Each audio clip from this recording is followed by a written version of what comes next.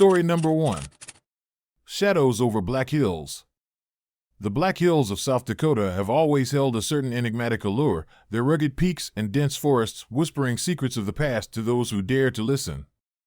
As an avid historian and a skeptic of the supernatural, I found myself irresistibly drawn to this region, eager to uncover the truths hidden within its storied landscape. Little did I know that my journey would lead me into the heart of a nightmare, where the echoes of a tragic past refused to fade into silence. It was late November 2025 when I decided to embark on a solo expedition into the Black Hills, driven by a desire to document the area's rich history and the legends that had been passed down through generations. The tales of shadowy figures wandering the forests during fierce snowstorms intrigued me, but I dismissed them as mere folklore, stories born out of fear and survival. Armed with my camera, recorder, and a sturdy backpack, I set out with a sense of purpose and determination. The weather forecast had predicted a mild winter, but as I approached the foothills, dark clouds began to gather, and a biting chill settled into the air. Undeterred, I pressed on, the trail winding through towering pines and across frozen streams. The beauty of the landscape was both humbling and exhilarating, a stark reminder of nature's power and resilience. By mid-afternoon, the sky had darkened ominously, and the first flakes of snow began to fall. I found a suitable spot to set up camp near a small clearing, surrounded by the dense forest that seemed to close in around me. As I unpacked my gear and built a fire, the wind picked up, whipping the snow into a frenzied dance that obscured my surroundings. The once clear path now vanished beneath a thick blanket of white, making navigation a daunting task. As night descended, the temperature plummeted, and the storm intensified, the wind howling like a chorus of lost souls. I huddled by the fire, the flickering flames casting eerie shadows on the snow-covered ground. The silence of the wilderness was profound, broken only by the relentless assault of the storm outside. I reviewed my notes, contemplating the history of the Black Hills and the tragic events of the 1888 snowstorm that had claimed countless lives. The Donner Party tragedy was etched deeply into the region's lore, an ill-fated expedition caught in an unforgiving blizzard, forced into unimaginable desperation.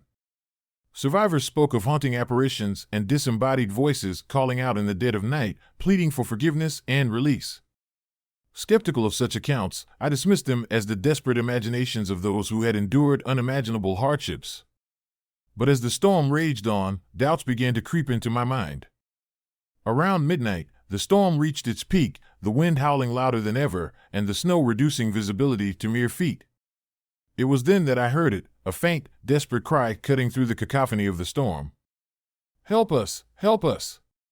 The voice was mournful, filled with anguish and fear. My heart raced as I strained to listen, the sound seemingly coming from all around me. I grabbed my flashlight, its beam piercing the darkness, and scanned the area. At first, I saw nothing but the swirling snow and the impenetrable darkness of the forest. But then, out of the corner of my eye, I caught a glimpse of a shadowy figure moving between the trees, its form indistinct against the storm's fury. "Who's there?" I called out, my voice trembling with a mix of fear and curiosity. The figure paused, turning to face me, and I felt an overwhelming sense of sorrow emanate from its presence. It was a man, his features gaunt and hollow, dressed in tattered clothing that seemed to belong to another era. He held a small child in his arms, the child's face pale and expressionless. "We were lost, we never found our way out," he whispered, his voice barely audible over the storm. Before I could respond, the figure began to move, the man and child gliding effortlessly through the snowstorm as if untouched by the elements. I watched in horror as they approached me, their eyes hollow and pleading, before suddenly vanishing into the swirling snow. The footprints they left behind were ephemeral, disappearing moments after they were made, as if erased by an unseen hand. Shaken to my core, I backed away, the weight of their sorrow pressing down on me. I didn't mean any harm," I stammered, my skepticism shattered by the undeniable presence of the apparitions. The storm showed no signs of abating, the wind's rage a constant reminder of the night's horrors. Desperate for answers, I decided to follow the faint sound of footsteps that had accompanied their cries. The trail led me deeper into the forest, the snow thickening with each step. The path was treacherous, the storm's fury making navigation nearly impossible. My flashlight flickered, casting fleeting shadows that danced ominously on the snow-covered ground. As I pressed on, the sound of children's laughter began to intertwine with the cries, creating a haunting melody that echoed through the night. "Come back! Help us!" The voices seemed to surround me, filling my mind with a sense of urgency and despair. I quickened my pace, driven by a mixture of fear and a desperate need to find the source of the voices. The trail led me to an old, abandoned campsite, the remnants of tents and forgotten belongings barely visible beneath the snow. In the center of the clearing stood a weathered cabin, its windows shattered and door hanging ajar. The storm had taken its toll, but the cabin remained a silent sentinel amidst the chaos. I approached cautiously, the sound of the storm growing louder, yet the cries seemed to emanate from within the cabin itself. Pushing open the door, I was met with an oppressive silence, the interior cold and foreboding. My flashlight beam cut through the darkness, revealing remnants of a once-lived life, faded photographs, broken furniture, and a fireplace that had long since lost its warmth. As I stepped inside, the air grew colder, my breath visible in the icy air. The cries began again, louder this time, and I felt a presence behind me. Turning swiftly, I found myself face to face with the same man and child I had seen outside, their forms more defined in the dim light of my flashlight. "Please, help us," the man pleaded, his eyes hollow with sorrow. I felt a surge of empathy, the realization that these spirits were trapped in an eternal loop of their tragic past. "What can I do to help you?" I asked, my voice steady despite the fear gnawing at me. The man's expression softened, a hint of hope flickering in his eyes. "Remember us, tell our story. Only then can we find peace." Determined to honor their plea, I promised to share their story with the world, to ensure that their suffering was not forgotten. As I spoke, the atmosphere in the cabin began to change, the oppressive cold lifting, replaced by a gentle warmth that filled the space. The spirits of the Donner Party seemed to ease, their forms growing more translucent before fading into the light. Exhausted but resolute, I left the cabin, the storm beginning to subside as dawn broke over the horizon. The first light of day cast a golden glow on the snow-covered landscape, the whispers of the past finally giving way to the promise of a new day. Driving away from the Black Hills, I reflected on the night's events, the encounter leaving an indelible mark on my soul. The footage I had captured with my camera and recorder served as a haunting testament to the spirits that lingered, their stories now immortalized through my words. Back in civilization, I wrote extensively about my experience, sharing the story of the lost expedition and the restless souls that still roamed the White Mountains. The response was overwhelming, with many expressing a mix of fear and empathy, while others remained skeptical, attributing the phenomena to psychological effects of isolation and extreme weather conditions. Despite the skepticism, the undeniable emotional impact of my journey remained. Late at night, I would sometimes hear faint echoes of footsteps or catch a glimpse of shadowy figures moving just beyond my peripheral vision, a constant reminder that some spirits never truly find peace. The Black Hills stand as a monument to both human resilience and the haunting consequences of nature's unforgiving embrace. The spirits that linger within their snowy expanse serve as a poignant reminder of the lives lost and the enduring power of unresolved pain. For those who dare to explore their trails, be prepared to face the echoes of the past, for they are ever watchful, waiting for the next curious soul to listen. As I continue my journey into the unknown, exploring other haunted sites and uncovering their stories, the experience in the Black Hills remains a pivotal moment in my quest. It taught me that every abandoned place holds memories, both beautiful and tragic, yearning to be acknowledged and remembered. And so, armed with my camera and recorder, I press on, ever eager to shed light on the shadows that dwell in the forgotten corners of our world. Story number 2. Echoes in the White Mountains. The White Mountains of New Hampshire have always held a certain mystique for me. Their towering peaks and dense forests promise both adventure and solitude, a perfect escape from the cacophony of everyday life. As an avid mountaineer and a writer fascinated by history and the supernatural, the legends surrounding these mountains have long captivated my imagination. But nothing could have prepared me for the night that turned my curiosity into a chilling nightmare. It was late October 2025 when I decided to embark on a journey to retrace the ill-fated expedition of 1939, when a group of explorers vanished amidst a relentless snowstorm. Armed with detailed maps, historical accounts, and a group of seasoned mountaineers, we set out to uncover the truth behind the disappearance. The allure of solving a decades-old mystery was too strong to resist, and the promise of pristine, untouched trails beckoned us deeper into the wilderness. Our team consisted of 4 members: myself, Emma, a skilled photographer with a keen eye for detail; Mark, a geologist with extensive knowledge of the mountain's terrain; Lisa, a seasoned guide familiar with the area's history; and Jake, a fellow writer eager to document our journey. Together, we navigated the rugged paths, the crisp autumn air invigorating our spirits as we delved deeper into the heart of the White Mountains. By the second day, the weather began to change. Dark clouds loomed overhead, and the wind picked up, carrying with it the scent of impending snow. Undeterred, we pressed on, driven by a mix of determination and excitement. As evening approached, we decided to set up camp near the remnants of the old campsite, hoping to find shelter before the storm fully unleashed its fury. The campsite was eerily quiet, the only sounds being the rustling of leaves and the distant call of a lone owl. We unpacked our gear, the fading light casting long shadows across the snow-covered ground. Emma set up her camera, capturing the haunting beauty of the deserted site, while Mark and Lisa reviewed our maps, ensuring we were on the right path. Jake, ever the storyteller, began jotting down notes, his pen moving swiftly across the page. As night descended, the first flakes of snow began to fall, light at first, then gradually intensifying into a heavy storm. The temperature dropped rapidly, and the wind howled through the trees, creating an unsettling symphony that echoed through the mountains. We huddled together, sharing stories to keep our minds occupied, the flickering campfire casting dancing shadows on our faces. Around midnight, the storm reached its peak, the snow reducing visibility to mere feet. It was then that we heard it, the unmistakable sound of footsteps crunching through the snow, steady and deliberate. At first, we dismissed it as an animal or the remnants of a distant hiker, but the rhythm and consistency of the steps suggested something more deliberate. "Did you guys hear that?" I asked, my voice barely above a whisper, the words almost lost in the roaring wind. Emma nodded, her eyes scanning the darkness beyond our camp. "It's probably just the wind playing tricks on us," she replied, though her unease was palpable. But the footsteps continued, growing louder and more defined, as if someone, or something, was approaching us. Suddenly, Mark spoke up, his voice tinged with fear. "I think someone's out there."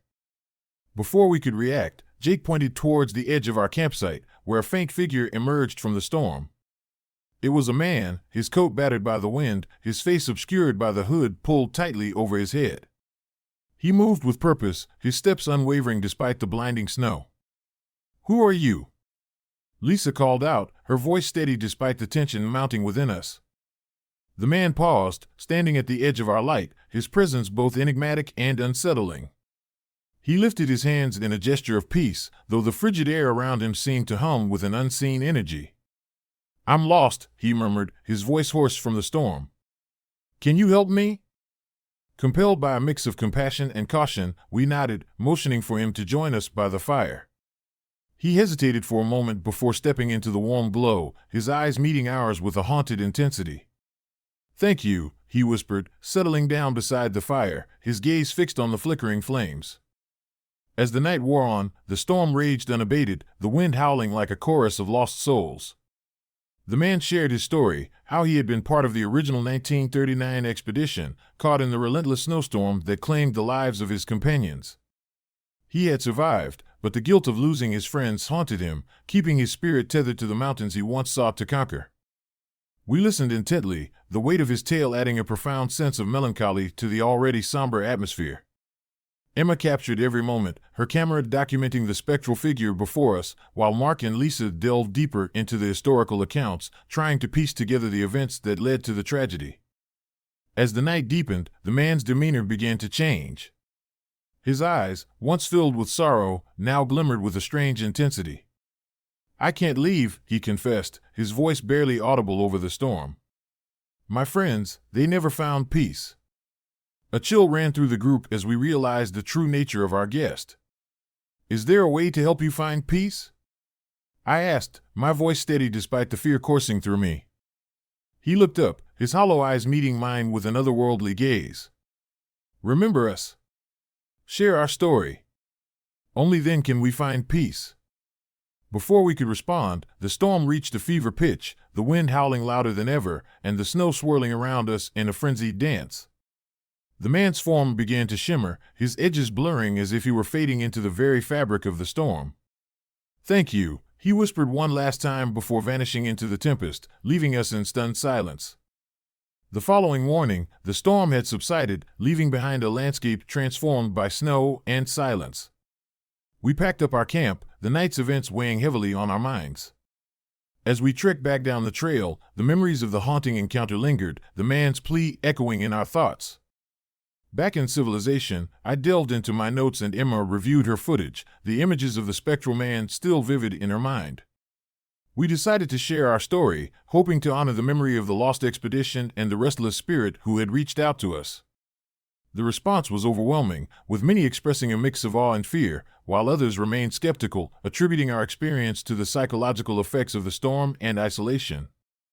Despite the skepticism, the undeniable emotional impact of our journey remained.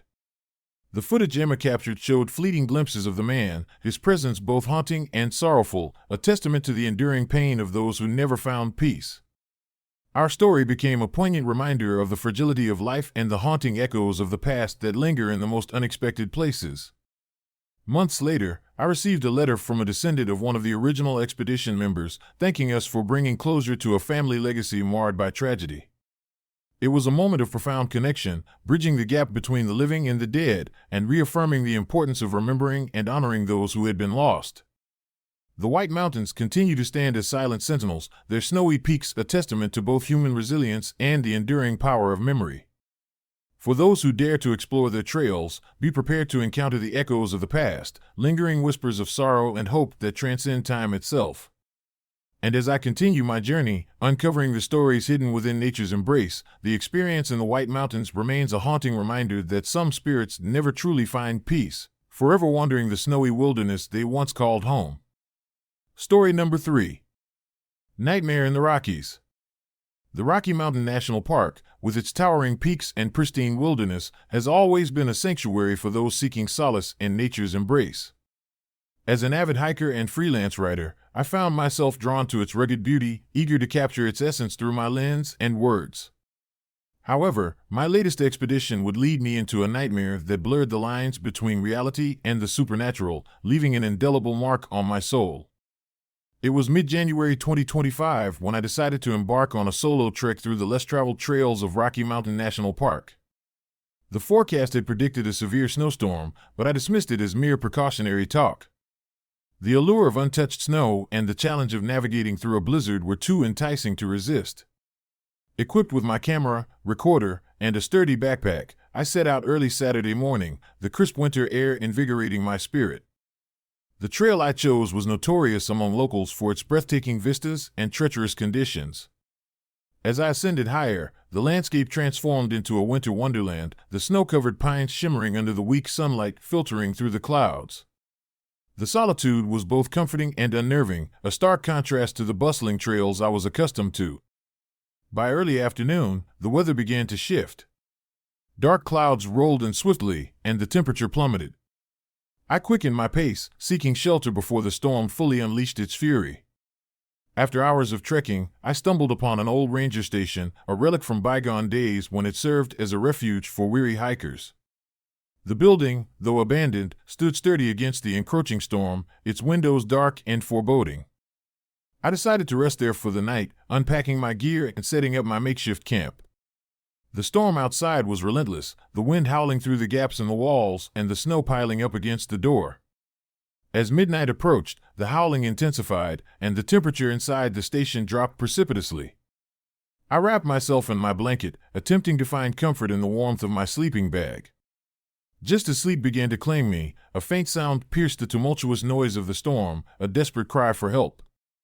My heart raced as I strained to listen, the voice clear amidst the chaos, "Help us, please help us." It sounded like children, their voices filled with fear and anguish. I sat up abruptly, my breath visible in the cold air, and grabbed my flashlight, the beam cutting through the darkness. "Is anyone there?" I called out, my voice trembling with a mix of fear and concern. The cries continued, growing louder and more insistent, echoing through the empty halls of the ranger station. I followed the sound, stepping cautiously into the main room, the flashlight's beam revealing nothing but the swirling snow outside. Determined to find the source, I moved towards the back of the building, where old records and forgotten equipment lay scattered. The cries seemed to emanate from a small storage room, its door slightly ajar.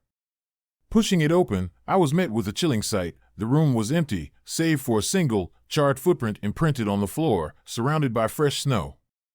The footprint was small, unmistakably those of a child, yet there was no sign of anyone present.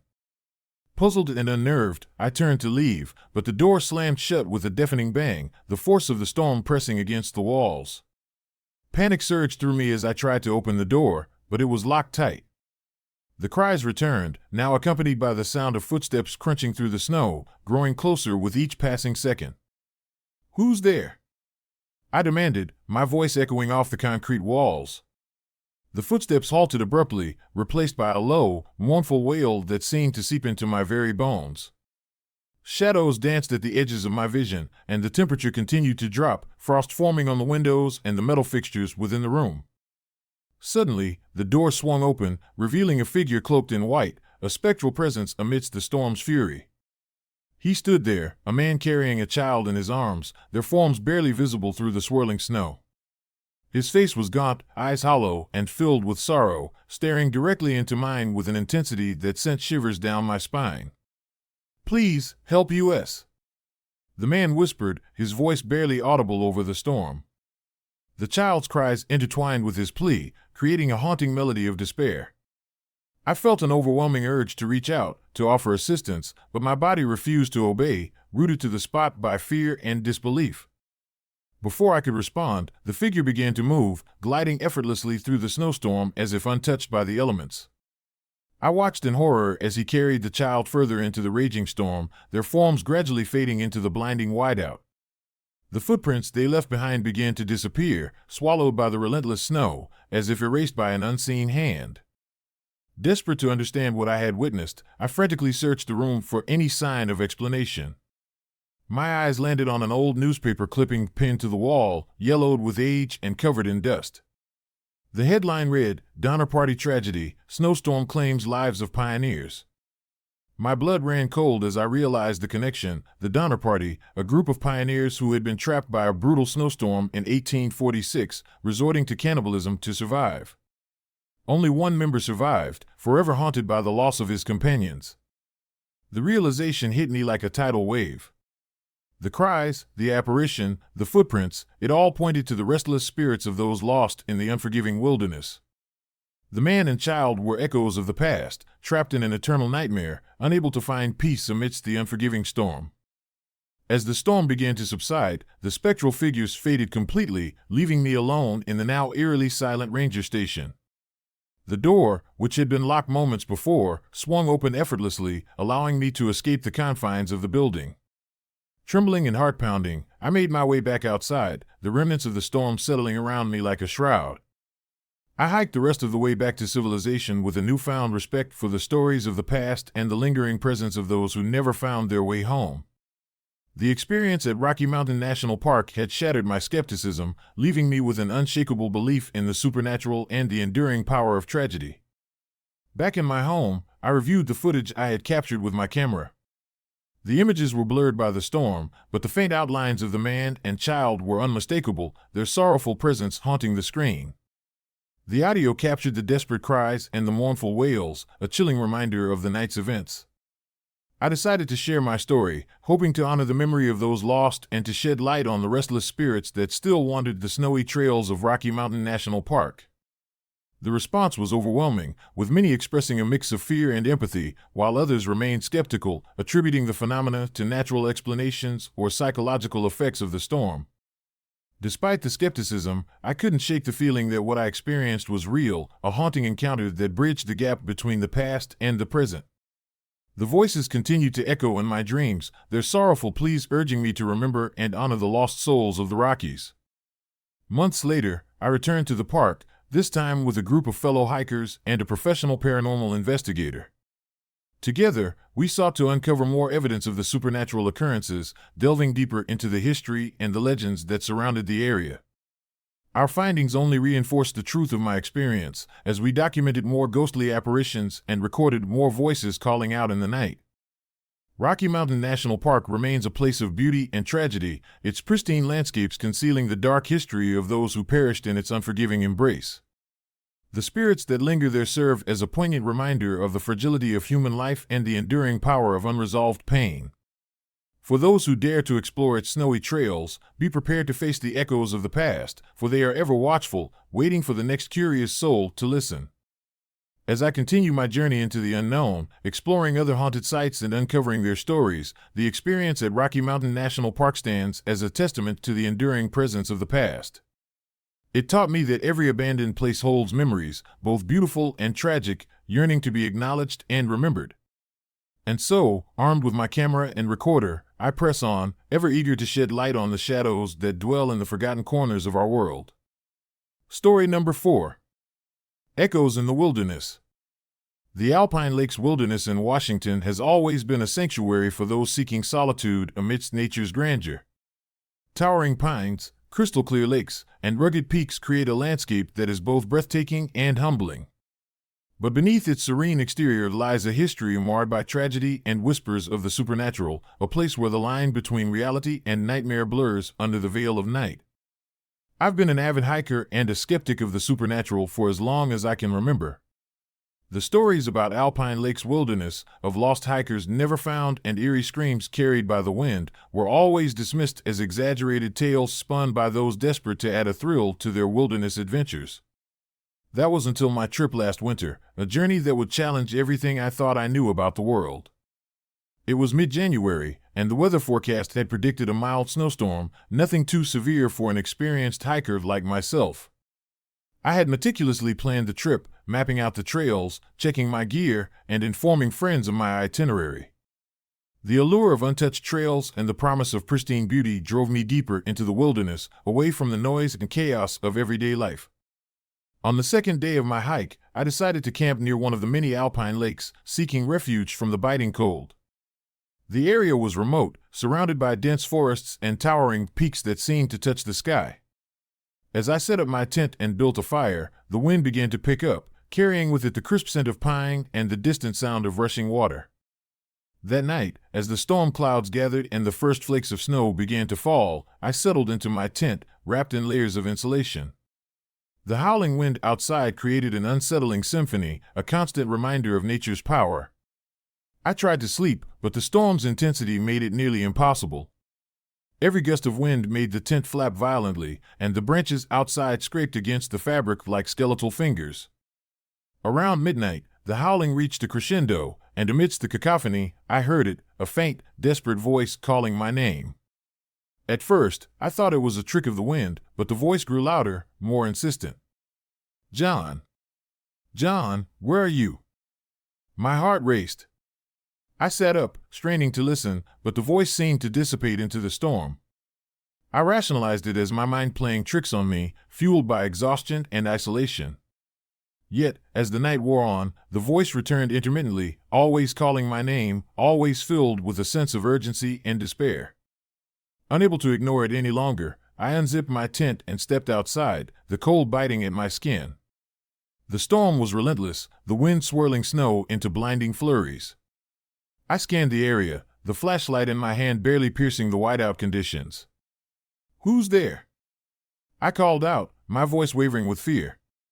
No response. The only sound was the relentless wind and the muffled thuds of snow hitting the ground. I decided to follow the voice, driven by a mixture of fear and concern. The terrain was treacherous, the snow-covered ground making each step a struggle. My flashlight flickered intermittently, casting fleeting shadows that danced menacingly around me. As I trekked deeper into the wilderness, the voice became clearer, more defined. John, help us. It was a chorus of voices now, echoing through the night, each one layered upon the other, creating a haunting melody of sorrow and desperation. The air grew colder, the wind more aggressive, as if the storm itself was trying to push me back. I stumbled upon an old, abandoned campsite, overgrown with snow and ice, the remnants of tents and forgotten belongings barely visible through the thick blanket of white. It was here that I felt the presence most intensely, a palpable weight pressing down on me. The voices were louder, more urgent, guiding me towards the edge of the campsite where the remnants of a fire pit lay cold and lifeless. In the center of the fire pit was a single, charred footprint imprinted into the snow, a stark contrast against the pristine white. My mind raced, piecing together the fragments of stories I had heard about Alpine Lake's wilderness. The Donner Party tragedy came to mind, a group of pioneers who had been trapped by a brutal snowstorm in the mid-19th century, forced into cannibalism to survive. Only one member survived, a man forever haunted by the loss of his companions. As I stood there, the storm intensified, the wind howling like the wails of lost souls. The sky above was a swirling vortex of dark clouds, illuminated sporadically by flashes of lightning that revealed fleeting images of ghostly figures standing among the trees, soldiers and pioneers, their faces etched with anguish and despair. I turned to leave, the voices now a cacophony of screams and pleas. As I began to make my way back to my tent, I heard a distinct cry, my name, carried on the wind with a sorrowful resonance. "John, come back." Panic surged through me as I broke into a desperate run, the storm relentless in its pursuit. The trail I had followed now seemed to twist and turn unnaturally, leading me deeper into the heart of the wilderness rather than towards safety. My flashlight flickered again, and in its brief moments of illumination, I saw them, spectral figures standing just beyond the reach of light, their eyes hollow, their expressions devoid of life. One figure, a man with a gaunt face and hollow eyes, stepped into the beam of my flashlight. His presence was both terrifying and tragic, a ghost trapped in eternal torment. "You must remember us," he whispered, his voice echoing through the storm. "Don't let us fade away." Tears welled in my eyes as I tried to comprehend his plea. "I'll remember," I stammered, my voice barely a whisper against the storm's fury. As suddenly as he had appeared, the figure vanished, and the storm began to abate.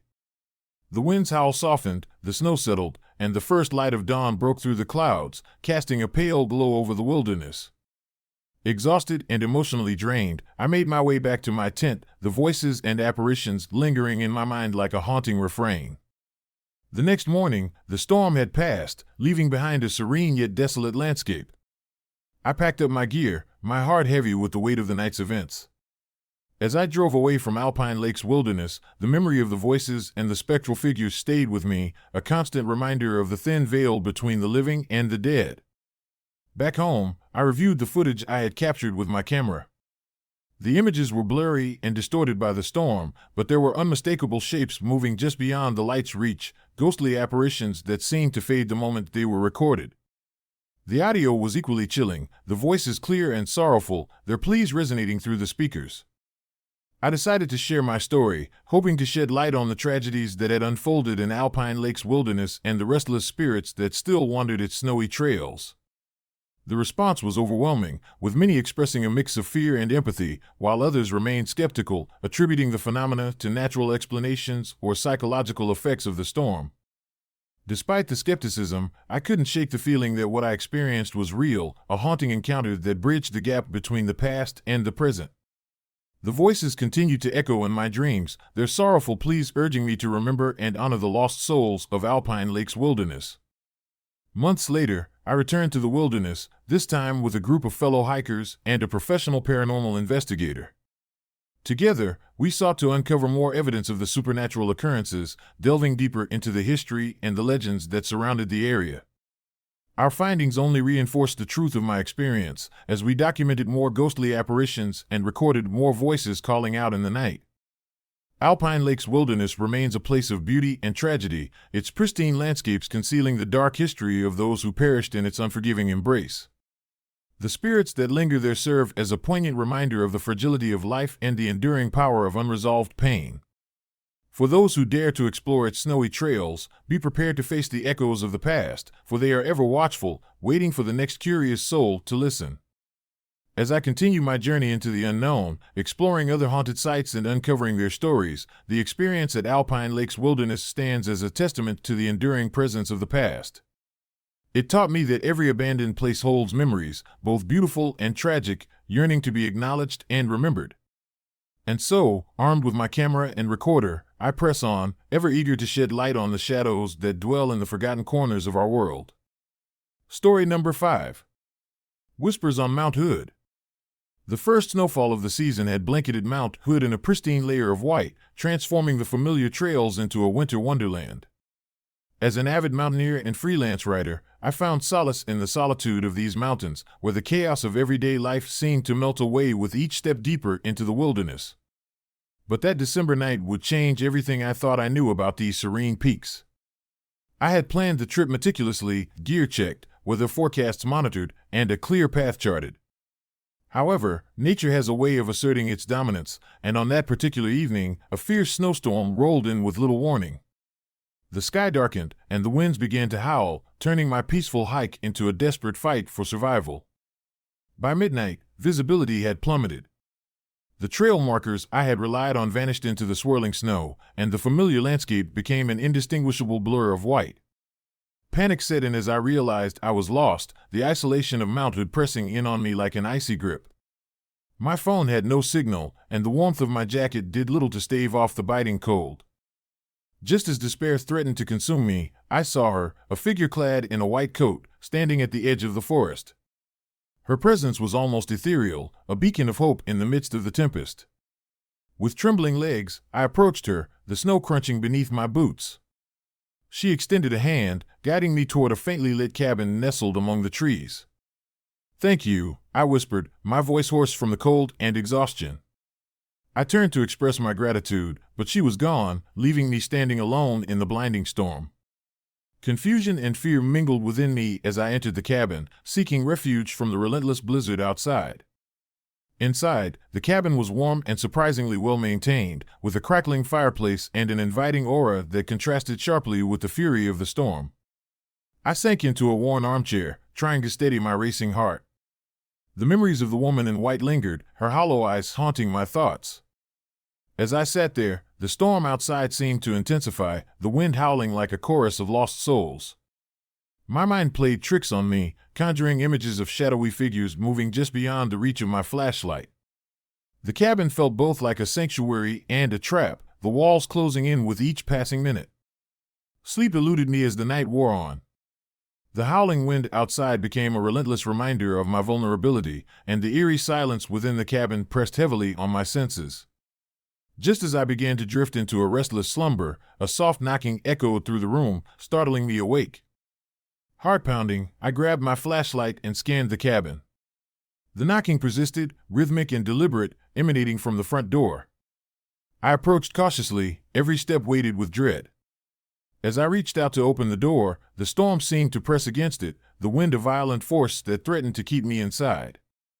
With a deep breath, I flung the door open, expecting to face the wrath of the storm.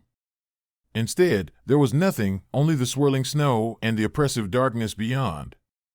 Confusion clouded my fear as I closed the door, turning back to the cabin.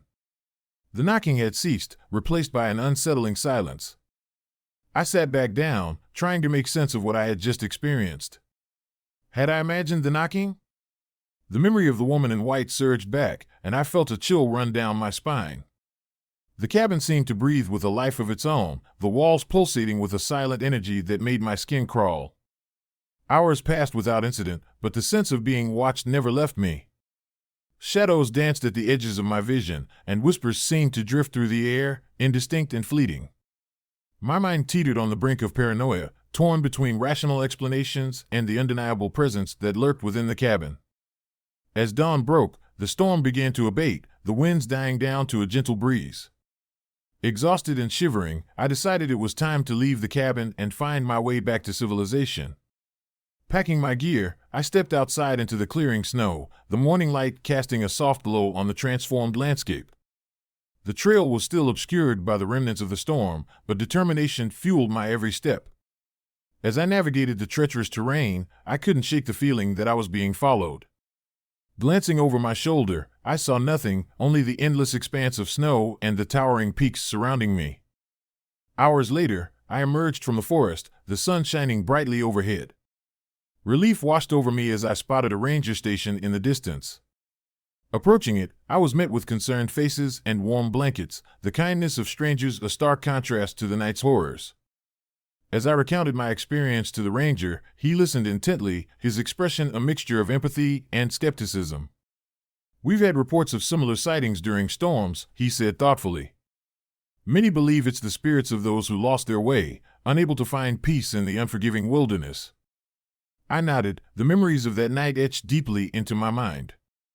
The footage I had captured with my camera, distorted images of the woman in white and the faint, ghostly figures moving through the storm, served as haunting proof of the supernatural encounter.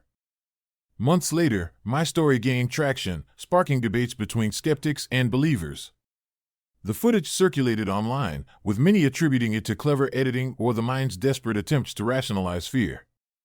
But those who had experienced similar encounters found solace in the validation of their own stories, united by the shared mystery of Mount Hood's restless spirits. Despite the attention, a lingering unease remained within me. Sometimes, during the quiet moments of the night, I would hear faint whispers carried on the wind or catch a glimpse of a shadow moving just beyond my peripheral vision. The experience at Mount Hood had left an indelible mark, a constant reminder that some places hold onto their secrets with a vengeance. Mount Hood stands as a monument to both human resilience and the haunting consequences of nature's unpredictability. The spirits that linger within its snowy expanse serve as a poignant reminder of the lives lost and the desperation that led to tragic decisions. For those who dare to explore the forgotten corners of our world, be prepared to face the echoes of the past, for they are ever watchful, waiting for the next curious soul to listen. As I continue my journey into the unknown, exploring other haunted sites and uncovering their stories, the experience at Mount Hood remains a pivotal moment in my quest. It taught me that every abandoned place holds memories, both beautiful and tragic, yearning to be acknowledged and remembered. And so, armed with my camera and recorder, I press on, ever eager to shed light on the shadows that dwell in the forgotten corners of our world. Story number 6. Whispers in the Snow. The big snowy mountains of Montana had always held a certain allure for me, vast, untamed wilderness that promised both solitude and adventure. As an avid hiker and writer, I sought out places where nature's beauty met its raw, unfiltered power. But nothing could have prepared me for the night that turned a routine expedition into a haunting memory etched deep into my psyche. It was late October 2025 when I decided to tackle one of the lesser-known trails that snaked through the heart of the big snowy mountains. The weather forecast had predicted clear skies and mild temperatures, perfect for a weekend getaway. Accompanied by my longtime friend, Sarah, we set out early Saturday morning, backpacks loaded with essentials, cameras ready to capture the breathtaking vistas that awaited us. The trail was challenging, with steep inclines and rugged terrain, but the promise of untouched beauty kept us moving forward. By midday, we reached a secluded spot where the path widened into a small clearing surrounded by dense pine forests. It was here that we stumbled upon the remnants of an old cabin, half buried in the underbrush and covered in a thick blanket of snow. The structure, though dilapidated, exuded a rustic charm that hinted at days long gone. "Looks like we've found our spot for the night," Sarah suggested, her breath visible in the crisp mountain air. I hesitated for a moment, scanning the area for any signs of recent activity, but found none. "Yeah, it's perfect. Let's set up camp here." As dusk began to settle, the temperature dropped rapidly, and the first flakes of snow started to fall. We worked quickly, unpacking our gear and securing the cabin against the impending storm. The roof was patched with makeshift materials, and the windows, though shattered, offered a semblance of shelter from the biting cold. That night, as the storm intensified, the cabin became our refuge from the relentless wind and snow. The howling gusts outside seemed to echo the chaos within, yet there was an unsettling stillness that permeated the space. Sarah and I huddled together, sharing stories to pass the time, while the storm raged on outside. Around midnight, a series of rhythmic knocks shattered the uneasy silence. Startled, I glanced at Sarah, whose wide eyes reflected the fear brewing within me. The knocking persisted, steady and deliberate, as if someone, or something, was attempting to gain entry. "Do you hear that?" I whispered, my voice barely audible over the storm's fury. "Yeah," Sarah replied, her voice trembling. "Probably just the wind.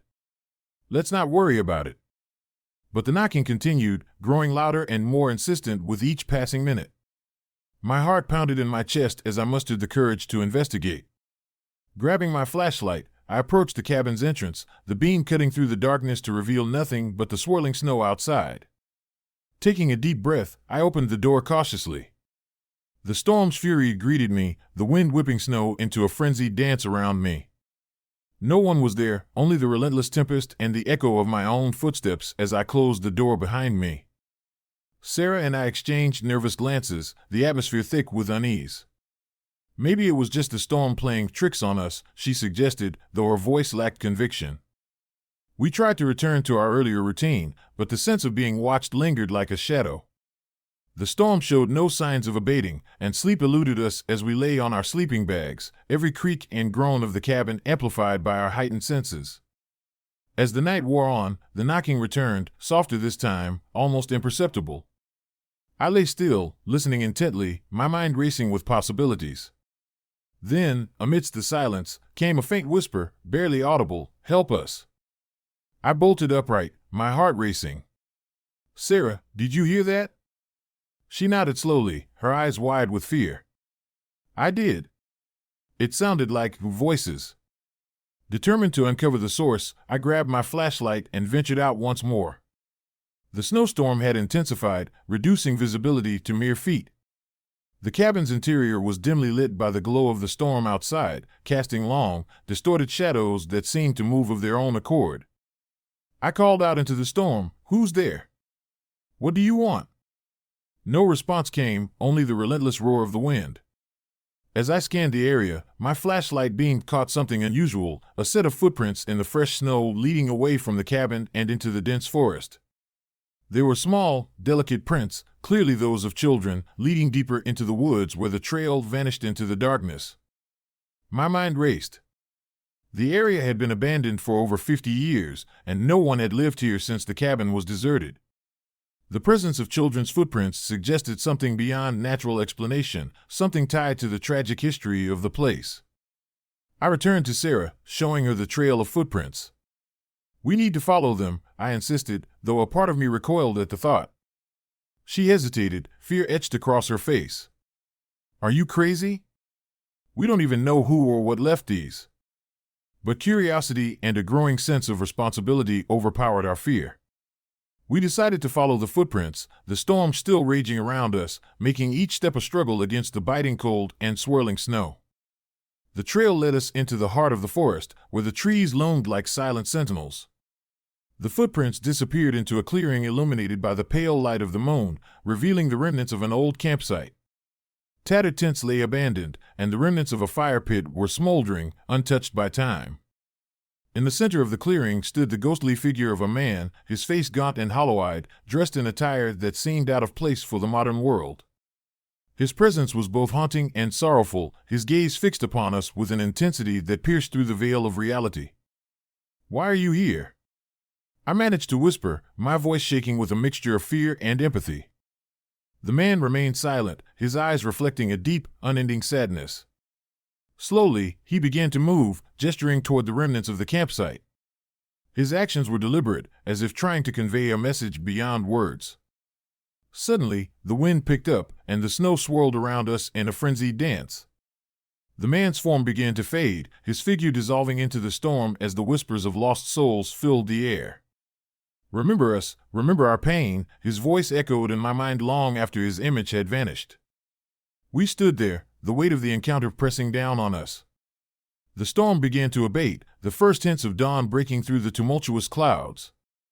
Exhausted and shaken, Sarah and I made our way back to the cabin, the footprints and the ghostly encounter etched into our memories. The next morning, as the storm had finally subsided, we ventured out to explore the area further. To our astonishment, we discovered a series of children's footprints leading even deeper into the forest, vanishing where the trail had previously ended. It was as if the spirits were guiding us to uncover the full extent of their tragic story. Researching the history of Donner Pass, I uncovered a heartbreaking tale of the Donner Party, a group of pioneers who had become stranded by a brutal snowstorm in the mid-19th century. Faced with starvation and desperation, they resorted to cannibalism to survive, a haunting legacy that left deep scars on the land and its inhabitants. As the days passed, the memories of that night haunted me. The ghostly figures, the sorrowful whispers, and the children's footprints became recurring motifs in my writing, a testament to the unresolved pain that lingered in the snow-covered mountains. Months later, I returned to Donner Pass, determined to give voice to the forgotten souls who still wandered its desolate trails. Armed with new insights and a deeper understanding of their suffering, I felt a sense of duty to honor their memory and shed light on the darkness that had consumed them. Standing once more at the old cabin, I felt a connection to the past that transcended time. The whispers of the snow-laden winds seemed to carry the echoes of their pain, urging me to remember and never forget. As I documented my experiences, I hoped to bring peace to the restless spirits and ensure that their stories would never fade into oblivion. Donner Pass remains a place where history and the supernatural intertwine, a reminder of the fragility of human life and the enduring power of unresolved tragedy. The spirits that linger in the big snowy mountains serve as a poignant testament to the lives lost and the sacrifices made in the name of survival. For those who dare to explore the forgotten corners of our world, be prepared to face the echoes of the past.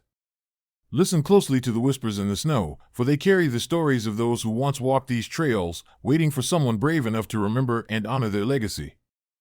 As I continue my journey, uncovering the haunted histories of abandoned places, the experience at Donner Pass stands as a stark reminder that some stories are too powerful to remain buried.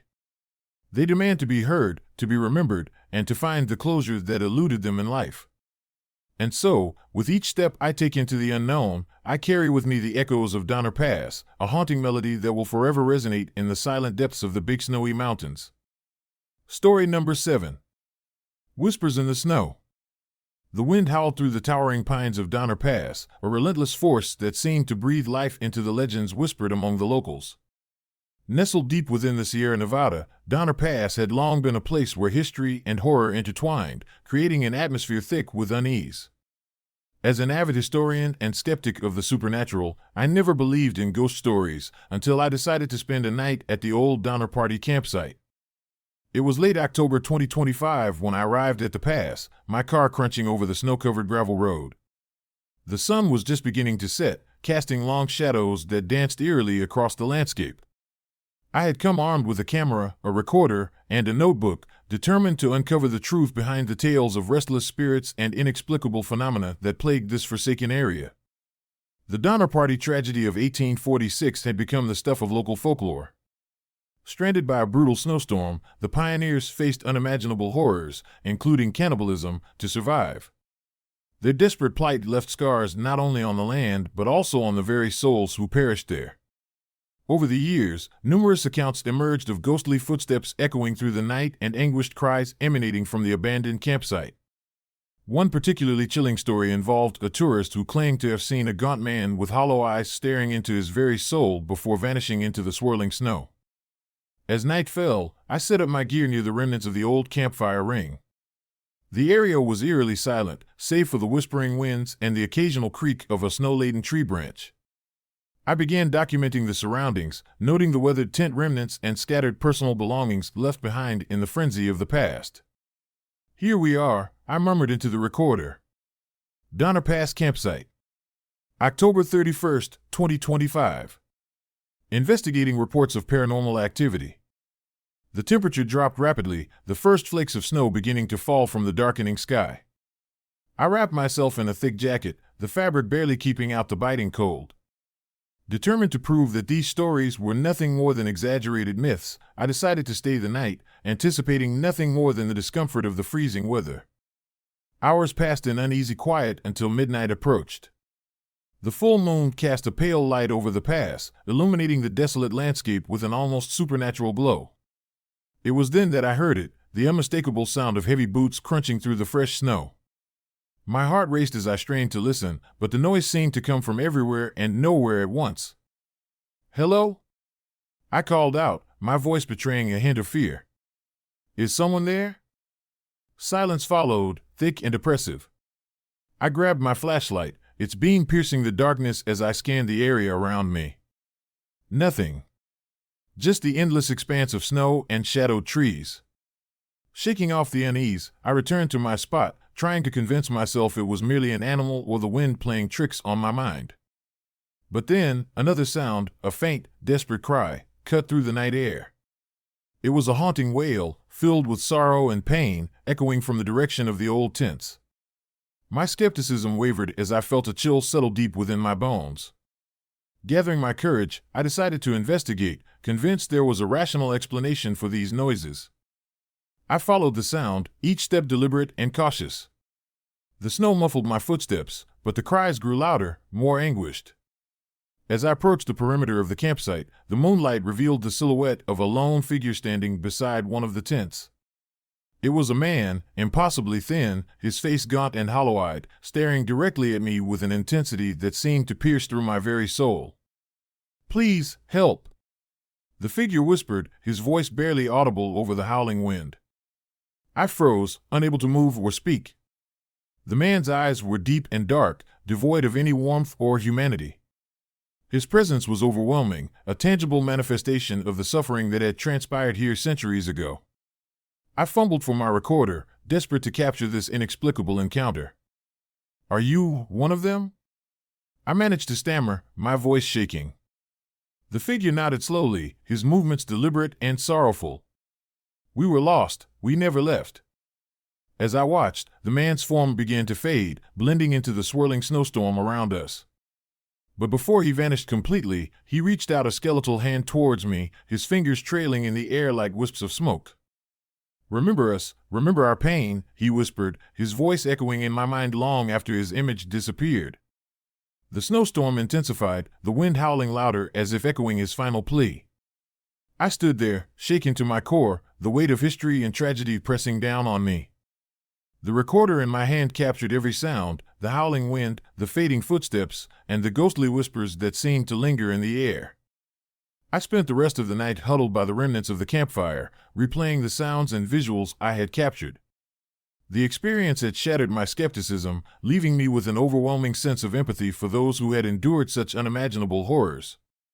As dawn broke, painting the sky with hues of pink and gold, I packed up my equipment, my mind still reeling from the night's events. Driving away from Donner Pass, I couldn't shake the image of the hollow-eyed man or the sorrowful cries that had echoed through the night.